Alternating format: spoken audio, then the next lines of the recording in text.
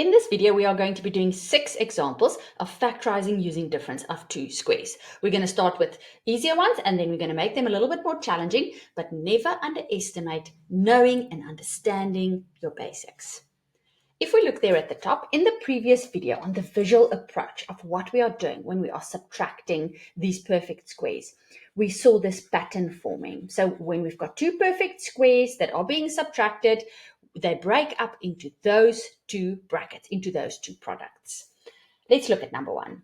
So do we have 2 perfect squares there? So we've got 2 terms, yes. Are they both perfect squares? Yes. And are they separated by a minus? Yes, they are.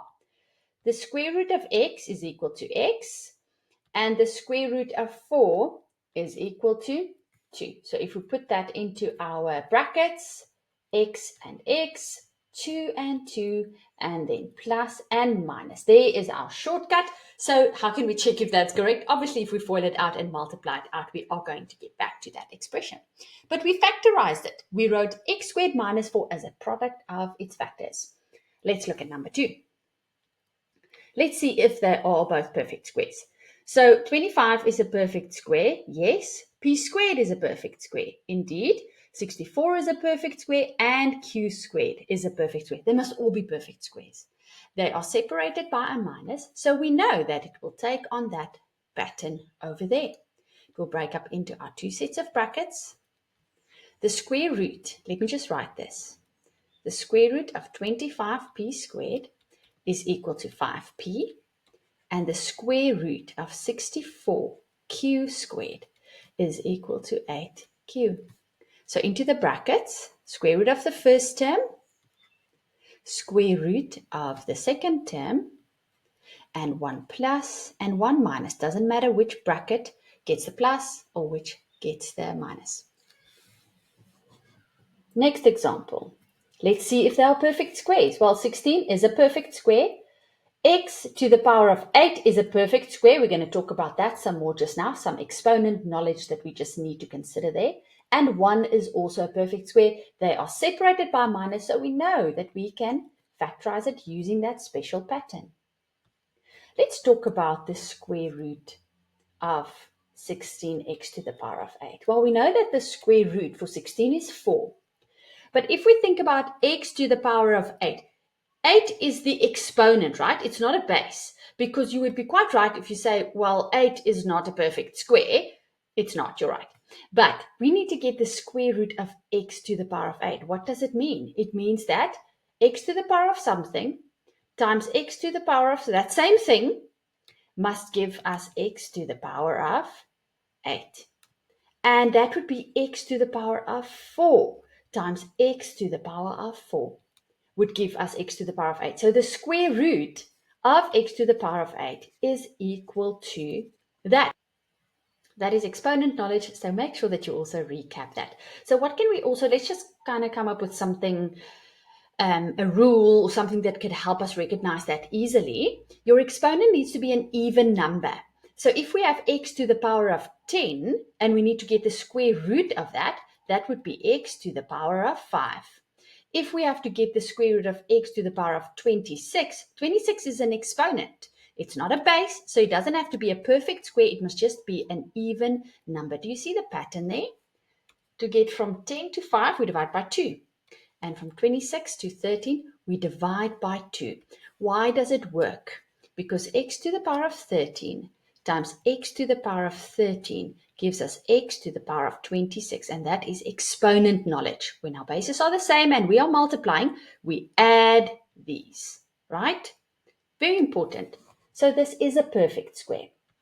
4x to the power of 4 minus 1, and then 4x to the power of 4 plus 1. Square root of 1 is just 1. But now hold up.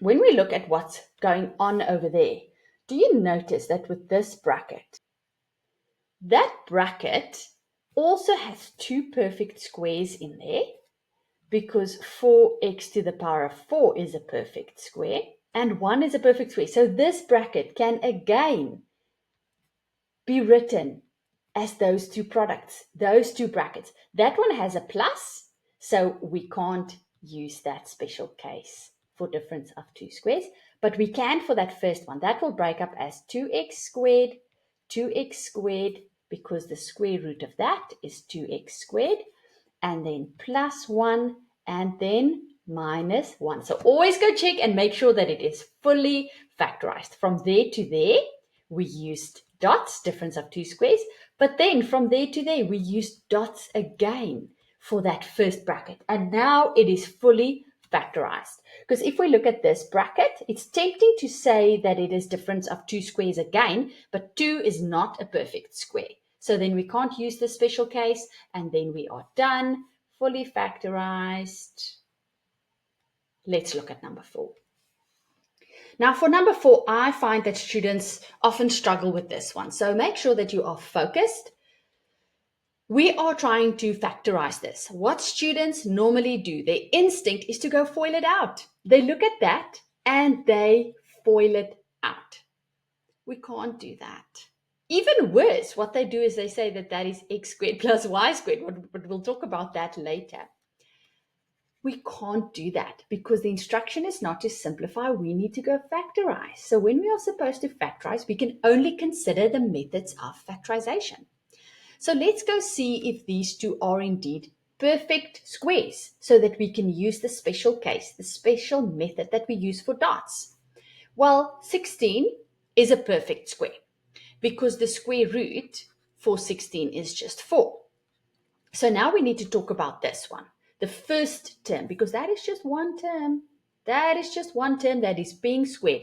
If something is being squared, it is a perfect square. So the square root of x plus y that is being squared is just equal to x plus y. So important. So we've got the square root of the second term, and we've got the square root of the first term. This is where understanding our basics really well is so important. So it's going to break up into two sets of brackets, like with our basics.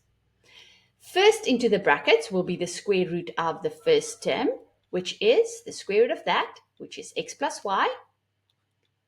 X plus y, there we go. And then second in the bracket, we get the square root of the second term, which is 4 and 4. And then one bracket gets a plus and one bracket gets a minus. See, it's not that bad. We just need to know our basics well, and we mustn't freak out when we see something that looks slightly different, and we must be careful to not simplify when we are supposed to factorize. Now we're just quickly going to get rid of brackets within brackets. We don't want those brackets inside of brackets, so we're just quickly getting rid of those brackets, and we can just remove them because in front of each of those brackets is just an imaginary coefficient of 1. And if we multiply that out, we are just going to be left with x plus y plus 4 and x plus y minus 4. And there it is fully factorized. This is a question that they like to ask. Last two examples. Now, I know when students see fractions, they immediately have a bad attitude about the sum. I get you, and that's okay, but I know that you will be able to do this. Again, we're not going to underestimate knowing our basics when it comes to the sum. If I investigate, I can see that that is a perfect square, and this is a perfect square. Remember, 6 is not a base, it is an exponent. So in order for it to be a perfect square, it must just be an even number. All right, so those two are perfect squares, but we need to just consider what's going on with these two.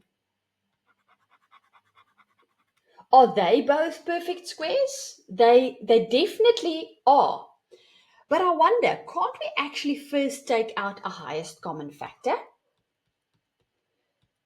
Can't we take out a highest common factor? Think about that for a moment.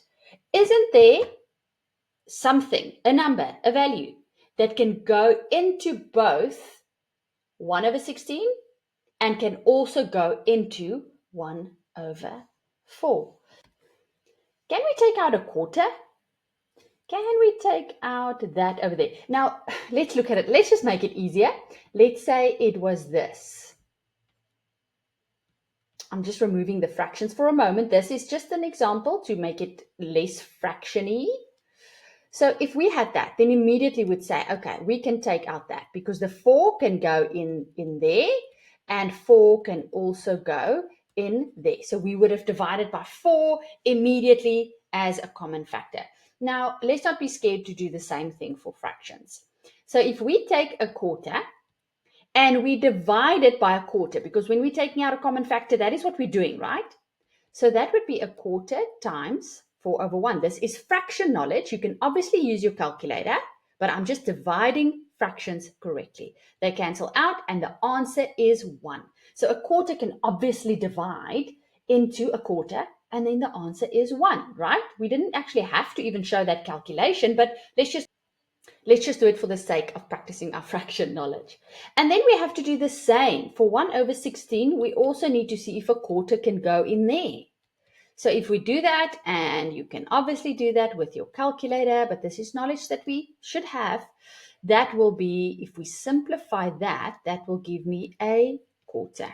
Okay, so when I take a quarter out, it gives me 1 for the second term.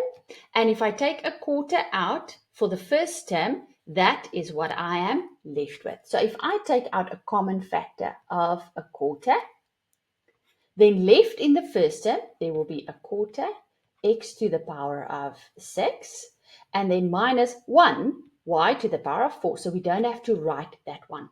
How can we check if we are correct? Well, if we multiply this back out, it's going to give us 1 over 16 x to the power of 6, and that will give us a quarter y to the power of 4, which is exactly where we started. So then we know that it's correct.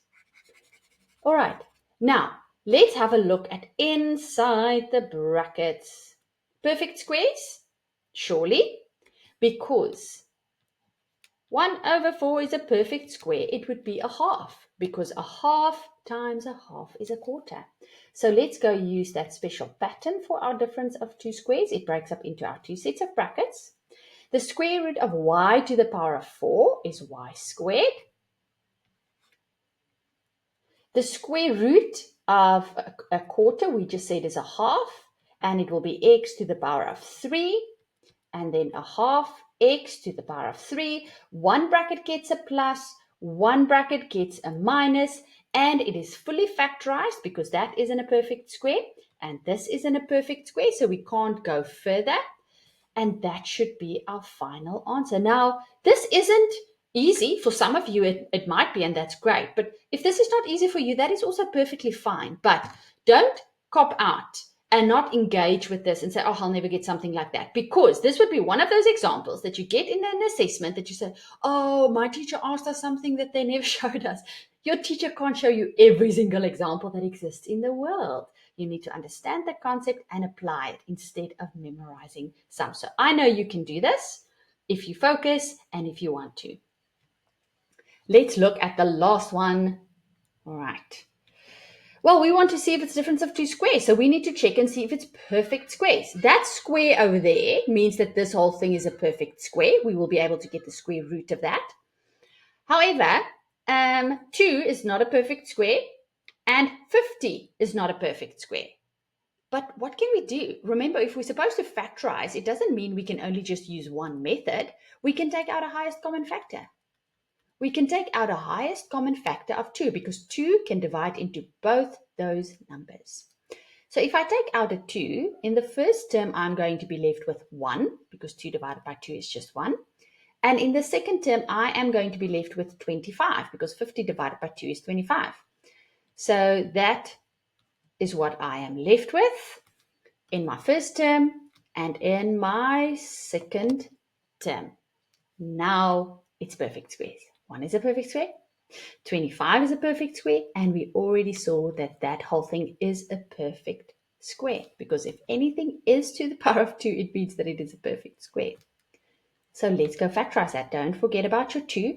But we know that that will break into two sets of brackets. The special pattern for dots. The perfect square of the first term is 1. The perfect square of the second term is 5x plus 1. 5x plus 1. Where did I get that? The square root of 25 is 5. There it is. And the square root of x plus 1, that is being squared is just x plus 1. All right, one bracket gets a plus, one bracket gets a minus. Let me just create a little bit of space. We're almost there. Hang in there. We just want to get rid of brackets within brackets. Brackets within brackets. We keep the main brackets because we are factorizing, but we want to get rid of brackets within brackets. Let's just do that in a correct way. So we multiply that 5 in. So that will give us 5x plus 5. Do you see that? I'm just multiplying that in. So we're not simplifying the whole sum. We are just getting rid of brackets within brackets. So this, and then if we multiply that out, we are going to get that. All right. And now let's just put the like terms together inside the bracket. So this will give us 5x. And then if we add those two, and then this one will give us that. And if we add these two, it will give us that. And there it is, fully factorized. There's a lot of steps and a lot of focus and a lot of thinking and hopefully a lot of marks in that if we can get it right. Okay, well done. I'll see you in the next one.